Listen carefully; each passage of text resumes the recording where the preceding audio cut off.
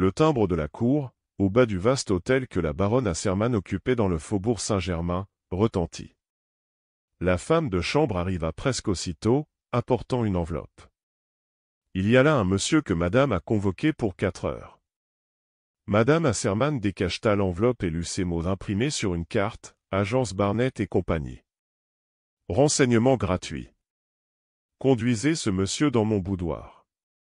Valérie, la belle Valérie, comme on l'appelait depuis plus de 30 ans, hélas, était une personne épaisse et mûre, richement habillée, minutieusement fardée, qui avait conservé de grandes prétentions. Son visage exprimait de l'orgueil, parfois de la dureté, souvent une certaine candeur qui n'était point sans charme. Femme du banquier Asserman, elle tirait vanité de son luxe, de ses relations, de son hôtel, et en général de tout ce qui la concernait. La chronique mondaine lui reprochait certaines aventures un peu scandaleuses. On affirmait même que son mari avait voulu divorcer. Elle passa d'abord chez le baron Asserman, homme âgé, mal portant, que des crises cardiaques retenaient au lit depuis des semaines. Elle lui demanda de ses nouvelles, et distraitement, lui ajusta ses oreillers derrière le dos. Il murmura, « Est-ce qu'on n'a pas sonné ?» « Oui, » dit-elle. « C'est ce détective qui m'a été recommandé pour notre affaire. Quelqu'un de tout à fait remarquable, paraît-il. »« Tant mieux, » dit le banquier. « Cette histoire me tracasse, et j'ai beau réfléchir, je n'y comprends rien. » Valérie, qui avait l'air soucieux également, sortit de la chambre et gagna son boudoir. Elle y trouva un individu bizarre, bien pris comme taille, carré d'épaules, solide d'aspect, mais vêtu d'une redingote noire, ou plutôt verdâtre, dont l'étoffe luisait comme la soie d'un parapluie. La figure, énergique et rudement sculptée, était jeune, mais abîmée par une peau âpre, rugueuse, rouge, une peau de brique.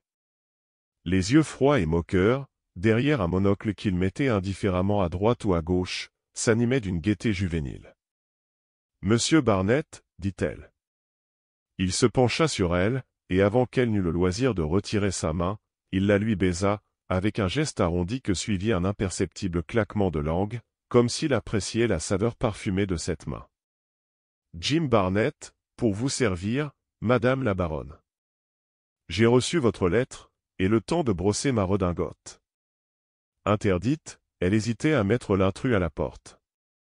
Mais il lui opposait une telle désinvolture de grand seigneur qui connaît son code de courtoisie mondaine, qu'elle ne put que prononcer « Vous avez l'habitude, m'a-t-on dit, de débrouiller des affaires compliquées. » Il sourit d'un air avantageux, « C'est plutôt un don chez moi, le don de voir clair et de comprendre. » La voix était douce, le ton impérieux, et toute l'attitude gardait une façon d'ironie discrète et de persiflage léger. Il semblait si sûr de lui et de ses talents qu'on ne pouvait se soustraire à sa propre conviction, et Valérie elle-même sentit qu'elle subissait, du premier coup, l'ascendant de cet inconnu, vulgaire détective, chef d'agence privée. Désireuse de prendre quelque revanche, elle insinua. « Il est peut-être préférable de fixer entre nous les conditions. » « Totalement inutile, » déclara Barnett. « Cependant, et elle sourit à son tour, vous ne travaillez pas pour la gloire ? L'agence Barnett est entièrement gratuite, madame la baronne. » Elle parut contrariée. « J'aurais préféré que notre accord prévît tout au moins une indemnité, une récompense. »« Un pourboire » ricana-t-il. Elle insista. « Je ne puis pourtant pas. Rester mon obligé ? Une jolie femme n'est jamais l'obligée de personne. » Et, sur le champ, sans doute pour corriger un peu la hardiesse de cette boutade, il ajouta. « D'ailleurs, ne craignez rien, madame la baronne. Quels que soient les services que je pourrais vous rendre, je m'arrangerai pour que nous soyons entièrement quittes. » Que signifiaient ces paroles obscures? L'individu avait-il l'intention de se payer soi-même? Et de quelle nature serait le règlement? Valérie eut un frisson de gêne et rougit. Vraiment, M. Barnett suscitait en elle une inquiétude confuse, qui n'était point sans analogie avec les sentiments qu'on éprouve en face d'un cambrioleur. Elle pensait aussi, mon Dieu, oui, elle pensait qu'elle avait peut-être affaire à un amoureux, qui aurait choisi cette manière originale de s'introduire chez elle. Mais comment savoir? Et, dans tous les cas, Comment réagir? Elle était intimidée et dominée, confiante en même temps, et toute disposée à se soumettre, quoi qu'il en pût advenir. Et ainsi, quand le détective l'interrogea sur les causes qui l'avaient poussé à demander le concours de l'agence Barnett, elle parla sans détour et sans préambule, comme il exigeait qu'elle parlât. L'explication ne fut pas longue, M. Barnett semblait pressé. C'est l'avant-dernier dimanche, dit-elle. J'avais réuni quelques amis pour le bridge. Je me couchai d'assez bonne heure, et m'endormis comme à l'ordinaire. Le bruit qui me réveilla vers les 4 heures, exactement 4h10, fut suivi d'un bruit qui me parut celui d'une porte qui se ferme. Cela provenait de mon boudoir. C'est-à-dire de cette pièce, interrompit M. Barnett. Oui, laquelle pièce est contiguë, d'une part, à ma chambre, M. Barnett s'inclina respectueusement du côté de cette chambre, et d'autre part, au couloir qui mène vers l'escalier de service. Je ne suis pas peureuse. Après un moment d'attente, je me levai. Nouveau salut de M. Barnett devant cette vision de la baronne sautant du lit. Donc, dit-il, vous vous levâtes. Je me levai, j'entrai et j'allumai. Il n'y avait personne, mais cette petite vitrine était tombée avec tous les objets, bibelots et statuettes qui s'y trouvaient, et dont quelques-uns étaient cassés. Je passai chez mon mari, qui lisait dans son lit. Il n'avait rien entendu. Très inquiet, il sonna le maître d'hôtel, qui commença aussitôt des investigations, lesquelles furent poursuivies, dès le matin, par le commissaire de police. Et le résultat, demanda M. Barnett. Le voici. Pour l'arrivée et pour le départ de l'individu, aucun indice. Comment était-il entré? Comment était-il sorti? Mystère. Mais on découvrit, sous un pouf, parmi les débris des bibelots, une demi-bougie et un poinçon à manche de bois très sale. Or, nous savions qu'au milieu de l'après-midi précédent, un ouvrier plombier avait réparé les robinets du lavabo de mon mari, dans son cabinet de toilette. On interrogea le patron qui reconnut l'outil et chez qui on trouva l'autre moitié de la bougie. Par conséquent, interrompit Jim Barnett, de ce côté, une certitude? Oui, mais contredite par une autre certitude aussi indiscutable, et vraiment déconcertante. L'enquête prouva que l'ouvrier avait pris le rapide de Bruxelles à 6 heures du soir, et qu'il était arrivé là-bas à minuit, donc 3 heures avant l'incident. Bigre. Et cet ouvrier est revenu? Non. On a perdu ses traces à Anvers où il dépensait l'argent sans compter. Et c'est tout? Absolument tout. Qui a suivi cette affaire? L'inspecteur Béchou. Monsieur Barnett manifesta une joie extrême. Béchou? Ah! C'est excellent Béchou. Un de mes bons amis, Madame la baronne. Nous avons bien souvent travaillé ensemble. C'est lui, en effet, qui m'a parlé de l'agence Barnett. Probablement parce qu'il n'aboutissait pas, n'est-ce pas? En effet. Ce brave Béchou. Combien je serais heureux de lui rendre service. Ainsi qu'à vous, Madame la baronne, croyez-le bien. Surtout à vous. Monsieur Barnett se dirigea vers la fenêtre où il appuya son front et demeura quelques instants à réfléchir. Il jouait du tambour sur la vitre et sifflotait un petit air de danse. Enfin, il retourna près de Madame Asserman et reprit. L'avis de Béchou, le vôtre, Madame, c'est qu'il y a eu tentative de vol, n'est-ce pas? Oui, tentative infructueuse, puisque rien n'a disparu. Admettons-le. En tout cas, cette tentative avait un but précis, et que vous devez connaître. Lequel? Je l'ignore, répliqua Valérie après une légère hésitation. Le détective sourit. Me permettez-vous, Madame la baronne, de hausser respectueusement les épaules? Et sans attendre la réponse, tendant un doigt ironique vers un des panneaux d'étoffe qui encadraient le boudoir, au-dessus de la plainte, il demanda, comme on demande à un enfant qui a caché un objet. Qu'y a-t-il, sous ce panneau? Mais rien, fit-elle interloquée. Qu'est-ce que cela veut dire? Monsieur Barnett prononça d'un ton sérieux. Cela veut dire que la plus sommaire des inspections permet de constater que les bords de ce rectangle d'étoffe sont un peu fatigués, Madame la baronne, qu'ils paraissent, à certains endroits, séparés de la boiserie par une fente, et qu'il y a tout lieu, madame la baronne, de supposer qu'un coffre-fort se trouve dissimulé là. Valérie tressaillit. Comment, sur des indices aussi vagues, M. Barnett avait-il pu deviner? D'un mouvement brusque, elle fit glisser le panneau désigné. Elle découvrit ainsi une petite porte d'acier, et fébrilement, manœuvra les 3 boutons d'une serrure de coffre. Une inquiétude irraisonnée la bouleversait. Quoique l'hypothèse fût impossible, elle se demandait si l'étrange personnage ne l'avait pas dévalisé durant les quelques minutes où il était resté seul.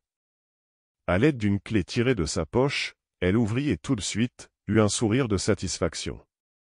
Il y avait là, unique objet déposé, un magnifique collier de perles qu'elle saisit vivement, et dont les 3 rangs se déroulèrent autour de son poignet. Monsieur Barnett se mit à rire. Vous voilà plus tranquille, madame la baronne. Ah! C'est que les cambrioleurs sont si adroits, si audacieux.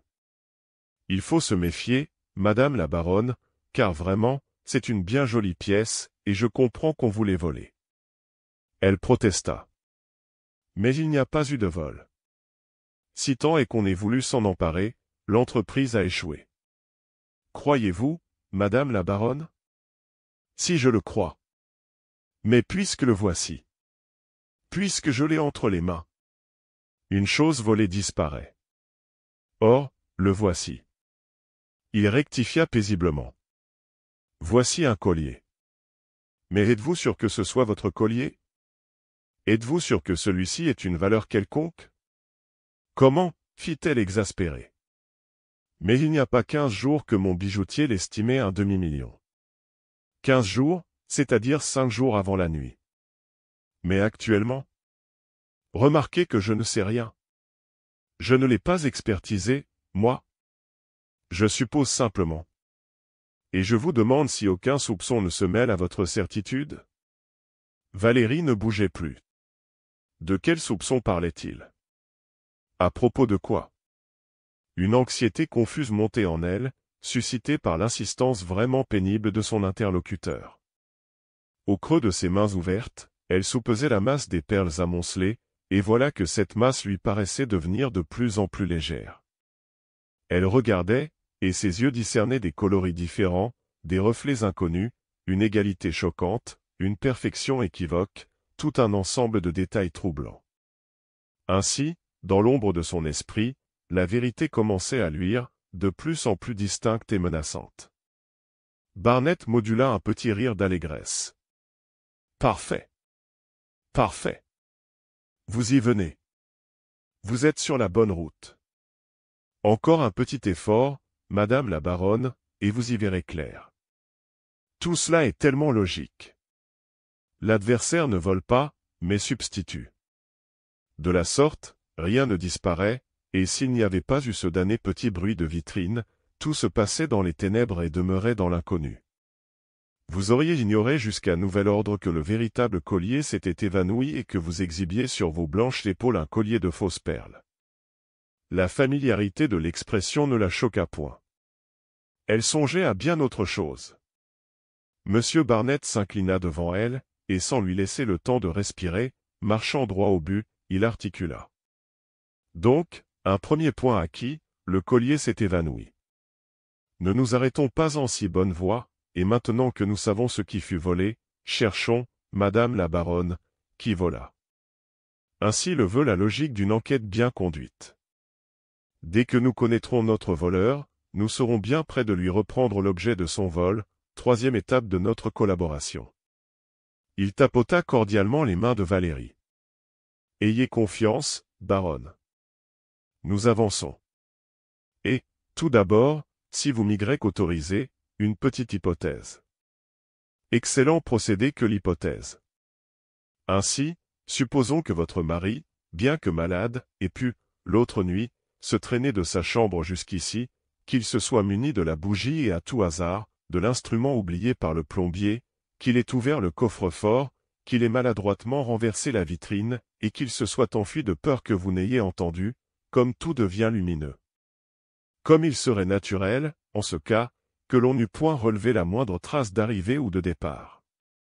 Comme il serait naturel que le coffre-fort eût été ouvert sans effraction, puisque le baron Asserman, au cours des années, quand il avait la douce faveur de pénétrer dans vos appartements particuliers, a dû, bien des soirs, entrer ici avec vous, assister au maniement de la serrure, noter les déclics et les intervalles, compter le nombre de crans déplacés, et peu à peu, de la sorte, connaître les 3 lettres du chiffre.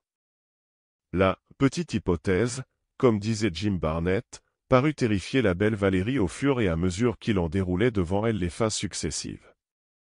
On aurait dit qu'elle les voyait revivre et se souvenait. Éperdue, elle balbutia, « Vous êtes fou.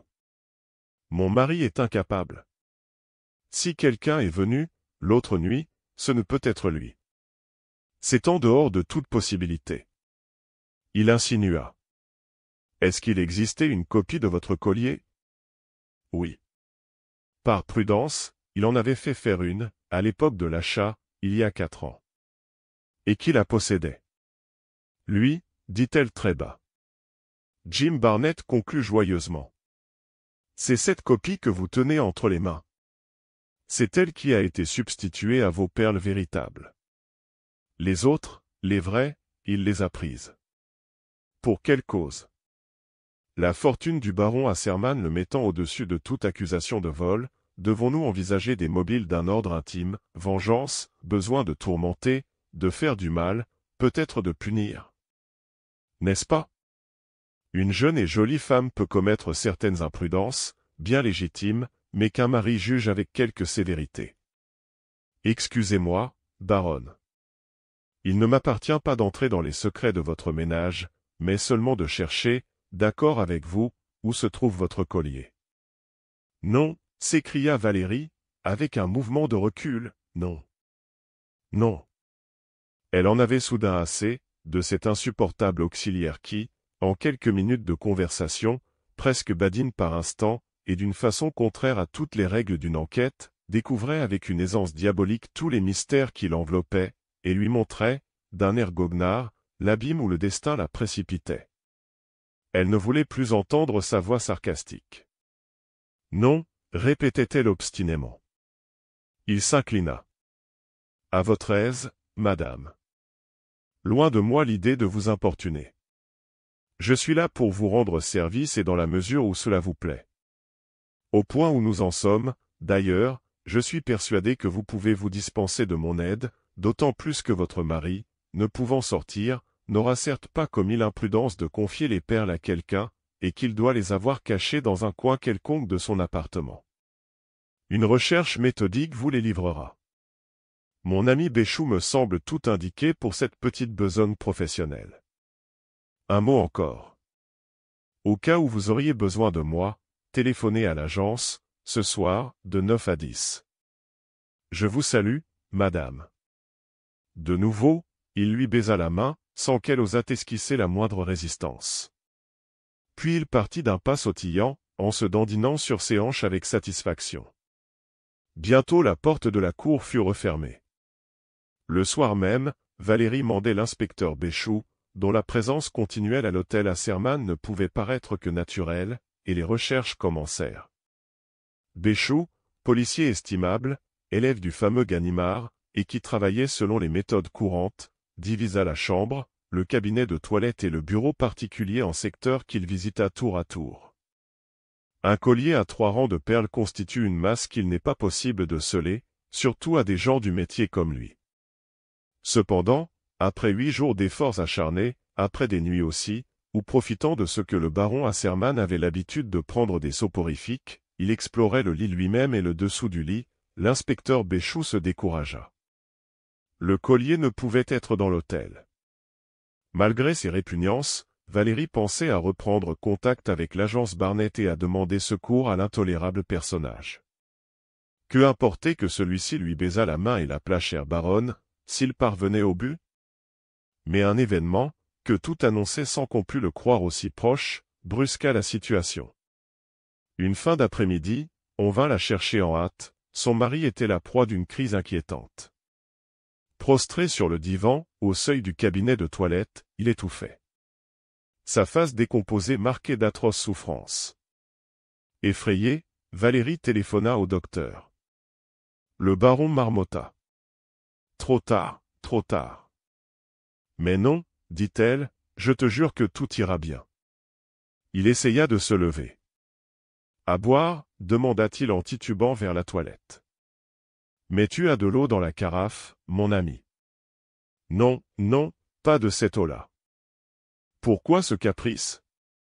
Je veux boire l'autre, celle-ci. Il retomba sans force. Elle ouvrit vivement le robinet du lavabo qu'il désignait, puis alla chercher un verre qu'elle remplit et que, finalement, il refusa de boire. Un long silence suivit. L'eau coulait doucement à côté. La figure du moribond se creusait. Il lui fit signe qu'il avait à parler. Elle se pencha. Mais il dut craindre que les domestiques n'entendissent, car il ordonna. Plus près, plus près. Elle hésitait, comme si elle eût redouté les paroles qu'il voulait dire. Le regard de son mari fut si impérieux que, soudain domptée, elle s'agenouilla et colla presque son oreille contre lui. Des mots furent chuchotés, incohérents, et dont elle pouvait tout au plus deviner le sens. Les perles, le collier. Il faut que tu saches, avant que je ne parte. Voilà, tu ne m'as jamais aimé. Tu m'as épousé, à cause de ma fortune. Elle protesta, indignée, contre une accusation si cruelle à cette heure solennelle. Mais il lui avait saisi le poignet et il répétait, confusément, d'une voix de délire. À cause de ma fortune, et tu l'as prouvé par ta conduite. Tu n'as pas été une bonne épouse, et c'est pourquoi j'ai voulu te punir. En ce moment même, je suis en train de te punir. Et j'éprouve une joie affreuse. Mais il faut que cela soit, et j'accepte de mourir parce que les perles s'évanouissent. Tu ne les entends pas qui tombent et qui s'en vont au torrent? Ah! Valérie, quel châtiment! Les gouttes qui tombent, les gouttes qui tombent. Il n'avait plus de force. Les domestiques le portèrent sur son lit. Bientôt le docteur arrivait, et il vint aussi deux vieilles cousines que l'on avait averties et qui ne bougèrent plus de la chambre. Elles semblaient attentives au moindre geste de Valérie, et toutes prêtes à défendre les tiroirs et les commodes contre toute atteinte. L'agonie fut longue. Le baron Asserman mourut au petit jour, sans avoir prononcé d'autres paroles. Sur la demande formelle des deux cousines, les scellés furent mis aussitôt à tous les meubles de la chambre. Et les longues heures funèbres de la veillée commencèrent. 2 jours plus tard, après l'enterrement, Valérie reçut la visite du notaire de son mari qui lui demanda un entretien particulier. Il gardait une expression grave et affligée, et il dit aussitôt. La mission que je dois remplir est pénible, madame la baronne, et je voudrais l'exécuter aussi rapidement que possible, tout en vous assurant d'avance que je n'approuve pas, que je ne saurais approuver ce qui a été fait à votre détriment. Mais je me suis heurté à une volonté inflexible. Vous connaissiez l'obstination de M. Asserman, et malgré mes efforts. Je vous en prie, monsieur, expliquez-vous, supplia Valérie. Voici donc, madame la baronne. Voici. J'ai entre les mains un premier testament de M. Asserman qui date d'une vingtaine d'années, et qui vous désignait alors comme légataire universel et seule héritière. Mais je dois vous dire que, le mois dernier, il m'a confié qu'il en avait fait un autre, par lequel il laissait toute sa fortune à ses deux cousines. Et vous l'avez, cet autre testament? Après me l'avoir lu, il l'a enfermé dans le secrétaire que voici. Il désirait que l'on n'en prît connaissance qu'une semaine après sa mort. Les scellés ne pourront être levés qu'à cette date. La baronne Asserman comprit alors pourquoi son mari lui avait conseillé, quelques années auparavant, à l'époque de violents désaccords entre eux, de vendre tous ses bijoux et d'acheter, avec cet argent, un collier de perles. Le collier étant faux, Valérie étant déshéritée et n'ayant aucune fortune, elle demeurait sans ressources. La veille du jour fixé pour la levée des scellés, une automobile s'arrêta devant une modeste boutique de la rue de la Borde, qui portait cette inscription. Agence Barnett et compagnie. Ouverte de 2 à 3 heures. Renseignements gratuits. Une dame en grand deuil descendit et frappa. Entrez, cria Théon de l'intérieur. Elle entra. Qui est là? Reprit une voix qu'elle reconnut, et qui parlait d'une arrière-boutique séparée de l'agence par un rideau. La baronne Asserman, dit-elle. Ah. Toutes mes excuses, baronne. Veuillez vous asseoir. J'accours. Valérie Asserman attendit, tout en examinant le bureau. Il était en quelque sorte tout nu, une table, 2 vieux fauteuils, des murs vides, pas de dossier, pas la moindre paperasse. Un appareil téléphonique constituait l'unique ornement et l'unique instrument de travail. Sur un cendrier, cependant, des bouts de cigarettes de grand luxe, et par toute la pièce, une odeur fine et délicate. La tenture du fond se souleva, et Jim Barnett jaillit, alerte et souriant. Même redingote râpée, nœud de cravate tout fait, et surtout mal fait. Monocle au bout d'un cordon noir. Il se précipita sur une main dont il embrassa le gant. « Comment allez-vous, baronne ? C'est pour moi un véritable plaisir. Mais qu'y a-t-il donc ? Vous êtes en deuil ? Rien de sérieux, j'espère ? Ah ! Mon Dieu, suis-je étourdi ? Je me rappelle. Le baron Asserman, n'est-ce pas ? Quelle catastrophe ! Un homme si charmant, qui vous aimait tant. Et alors, où en étions-nous ? Il tira de sa poche un menu carnet qu'il feuilleta. Baronne Asserman. Parfait, je me souviens. Perle fausse. Marie cambrioleur. Jolie femme. Très jolie femme. Elle doit me téléphoner. Eh bien, chère madame, conclut-il avec une familiarité croissante, je l'attends toujours, ce coup de téléphone. Cette fois encore, Valérie fut déroutée par le personnage. Sans vouloir se poser en femme que la mort de son mari a terrassée, elle éprouvait tout de même des sentiments pénibles, auxquels s'ajoutaient l'angoisse de l'avenir et l'horreur de la misère. Elle venait de passer 15 jours affreux, avec des visions de ruine et de détresse, avec des cauchemars, des remords, des épouvantes, des désespoirs dont les traces marquaient durement son visage flétri. Et voici qu'elle se trouvait en face d'un petit homme joyeux, désinvolte et papillotant, qui n'avait pas du tout l'air de comprendre la situation. Pour donner à l'entretien le ton qui convenait, elle raconta les événements avec beaucoup de dignité, et tout en évitant de récriminer contre son mari, répéta les déclarations du notaire. Parfait. Très bien. Ponctuait le détective, avec un sourire approbateur. Parfait. Tout cela s'enchaîne admirablement. C'est un plaisir de voir dans quel ordre se déroule ce drame passionnant. Un plaisir ? Interrogea Valérie, de plus en plus désemparée. Oui, un plaisir que doit avoir ressenti vivement mon ami l'inspecteur Béchou. Car je suppose qu'il vous a expliqué. Quoi ? Comment, quoi ? Mais le nœud de l'intrigue, le ressort de la pièce. Ah, est-ce assez cocasse ? Ce que Béchou a dû rire. Jim Barnett riait de bon cœur, en tout cas, lui. Ah. Le coup du lavabo. En voilà une trouvaille. Vaudeville plutôt que drame, d'ailleurs. Mais combien adroitement charpenté. Tout de suite, je vous l'avoue, j'ai flairé le truc, et quand vous m'avez parlé d'un ouvrier plombier, j'ai vu immédiatement le rapport entre la réparation effectuée au lavabo et les projets du baron Asserman. Je me suis dit, mais, saperlotte, tout est là.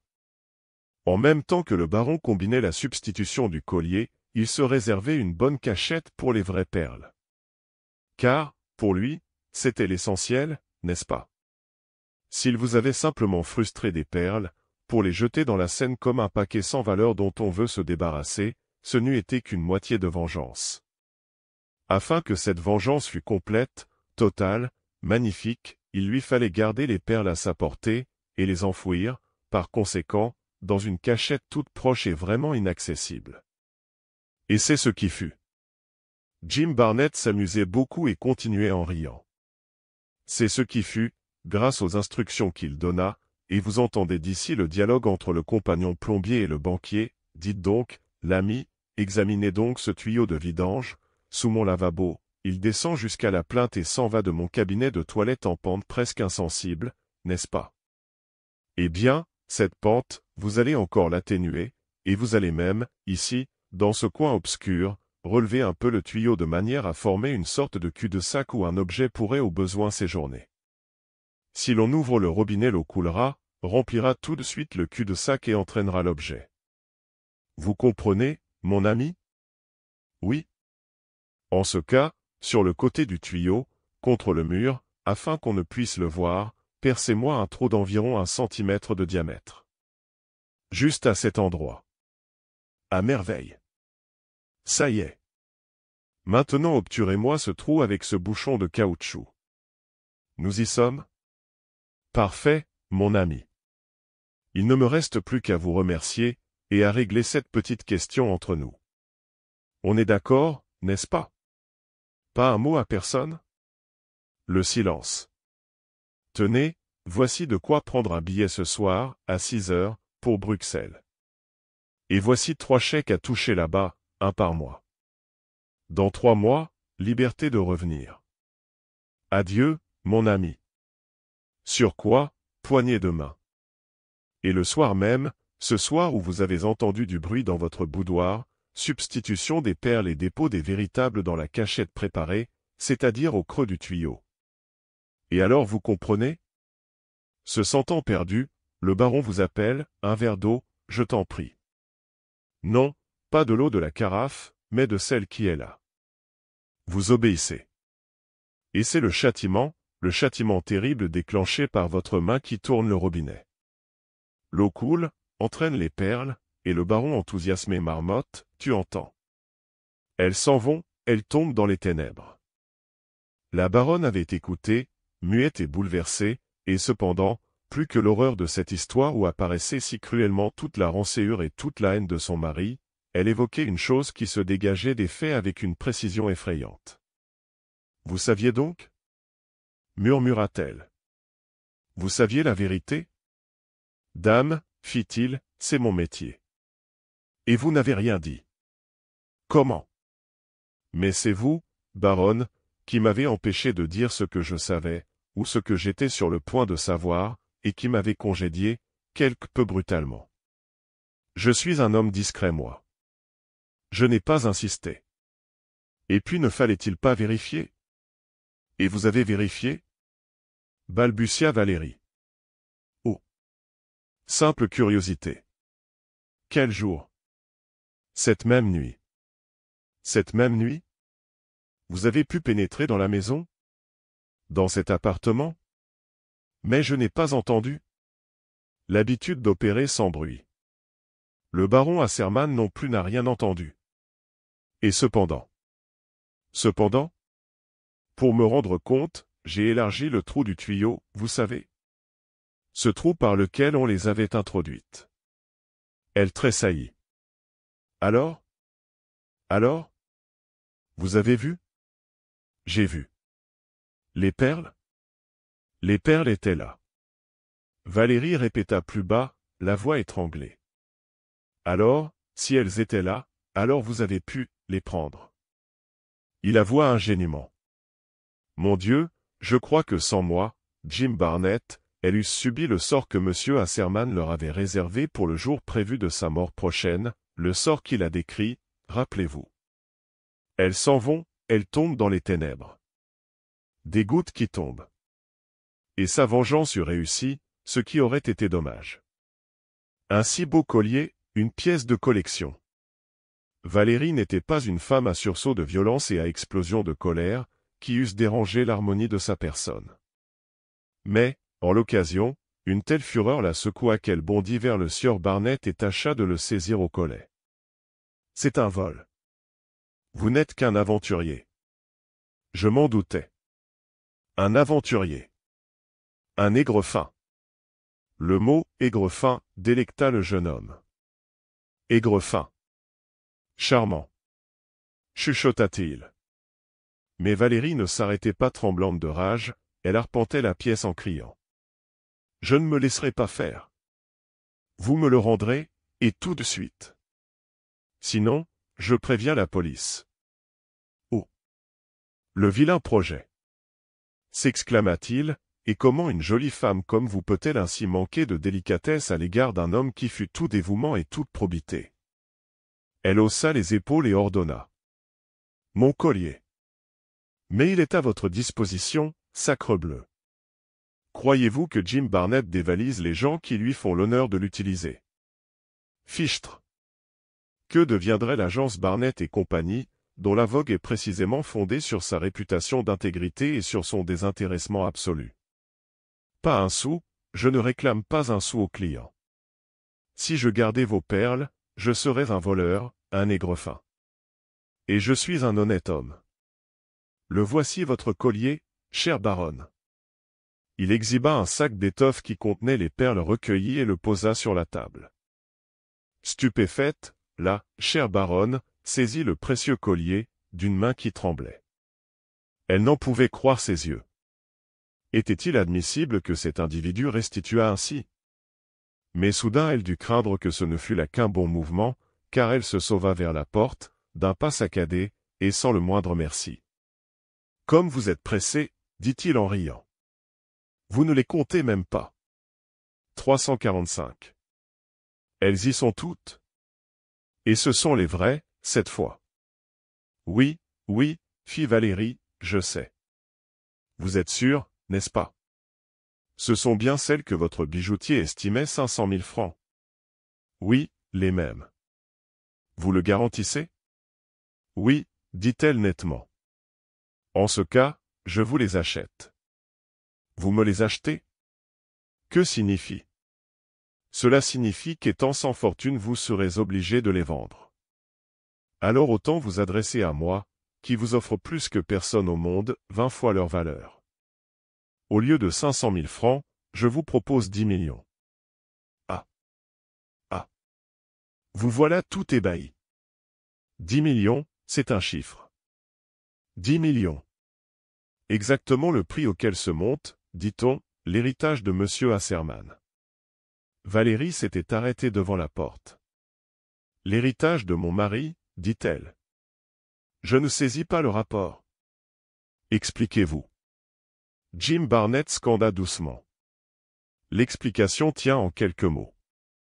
Vous avez à choisir, ou bien le collier de perles ou bien l'héritage. Le collier de perles, l'héritage? Répéta-t-elle sans comprendre. Mon Dieu, oui. Cet héritage, comme vous me l'avez dit, dépend de 2 testaments, le premier en votre faveur, le second en faveur de 2 vieilles cousines riches comme Crésus, et paraît-il, méchantes comme des sorcières. Que l'on ne retrouve pas le second, c'est le premier qui est valable. Elle prononça sourdement. Demain on doit lever les scellés et ouvrir le secrétaire.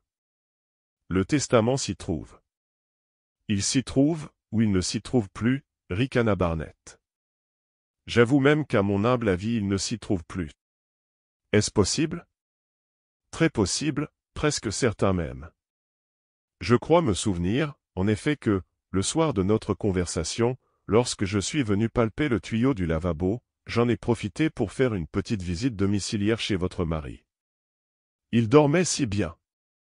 Et vous avez pris le testament, dit-elle en frémissant. Ça m'en a tout l'air. C'est bien ce griffonnage, n'est-ce pas? Il déplia une feuille de papier timbré, où elle reconnut l'écriture de M. Asserman, et elle put lire ces phrases. Je sous-signais, Asserman, Léon Joseph, banquier, en raison de certains faits qu'elle n'a pas oubliés, déclare que ma femme ne pourra émettre la moindre prétention sur ma fortune, et que... Elle n'acheva pas. Sa voix s'étranglait. Toute défaillante, elle tomba sur le fauteuil, en bégayant. Vous avez volé ce papier. Je ne veux pas être complice. Il faut que les volontés de mon pauvre mari soient exécutées. Il le faut. Jim Barnett esquissa un mouvement d'enthousiasme. Ah! C'est bien, ce que vous faites, cher ami. Le devoir est là, dans le sacrifice, et je vous approuve pleinement, d'autant plus que c'est un devoir très rude. Car enfin ces 2 vieilles cousines sont indignes de tout intérêt, et c'est vous-même que vous immolez aux petites rancunes de M. Asserman. Quoi? Pour quelques peccadilles de jeunesse, vous acceptez une telle injustice. La belle Valérie sera privée du luxe auquel elle a droit, et réduite à la grande misère. Tout de même, je vous supplie de réfléchir, baronne. Pesez bien votre acte, et comprenez-en toute la portée. Si vous choisissez le collier, c'est-à-dire, pour qu'il n'y ait pas de malentendu entre nous, si ce collier sort de cette pièce, le notaire, comme de juste, recevra demain ce second testament, et vous êtes déshérité. Sinon, ni vu ni connu, pas de second testament, et vous héritez intégralement. 10 millions qui rappliquent, grâce à Jim. La voix était sarcastique. Valérie se sentait étreinte, prise à la gorge, inerte comme une proie entre les mains de ce personnage infernal. Nulle résistance possible. Au cas où elle ne lui abandonnerait pas le collier, le testament devenait public. Avec un pareil adversaire, toute prière était vaine. Il ne céderait pas. Jim Barnett passa un instant dans l'arrière-salle que masquait une tenture, et il eut l'audace impertinente de revenir, le visage enduit de gras qu'il essuyait au fur et à mesure, ainsi qu'un acteur qui se démaquille. Une autre figure apparut ainsi, plus jeune, avec une peau fraîche et saine. Le nœud tout fait fut changé contre une cravate à la mode. Un veston de bonne coupe remplaça la vieille redingote luisante. Et il agissait tranquillement, en homme que l'on ne peut ni dénoncer ni trahir. Jamais, il en était certain, Valérie n'oserait dire un mot de tout cela à personne, pas même à l'inspecteur Béchou. Le secret était inviolable. Il se pencha vers elle et dit en riant. « Allons. J'ai l'impression que vous voyez les choses plus clairement. Tant mieux. Après tout, qui saura jamais que la riche Madame Asserman porte un collier faux? Aucune de vos amies. Aucun de vos amis. De sorte que vous gagnez une double bataille, conservant à la fois votre légitime fortune et un collier que tout le monde croira véritable. N'est-ce pas charmant? Et la vie ne vous apparaît-elle pas de nouveau délicieuse? La jolie vie mouvementée, diverse, amusante, aimable, où l'on peut faire toutes les petites folies que l'on a le droit de faire à votre âge. Valérie n'avait pas pour l'instant la moindre envie de faire des petites folies. Elle jeta sur Jim Barnett un regard de haine et de fureur, se leva, et toute droite, soutenue par une dignité de grande dame qui opère une sortie malaisée dans un salon hostile, elle s'en alla. Elle laissait sur la table le petit sac de perles. « Et voilà ce qu'on appelle une honnête femme », dit Barnett en se croisant les bras avec une vertueuse indignation. Son mari la déshérite pour la punir de ses frasques, et elle ne tient pas compte des volontés de son mari. Il y a un testament, et elle l'escamote. Un notaire, et elle se joue de lui. De vieilles cousines, et elle les dépouille. Quelle abomination! Et quel beau rôle que celui de justicier qui châtie et remet les choses à leur véritable place.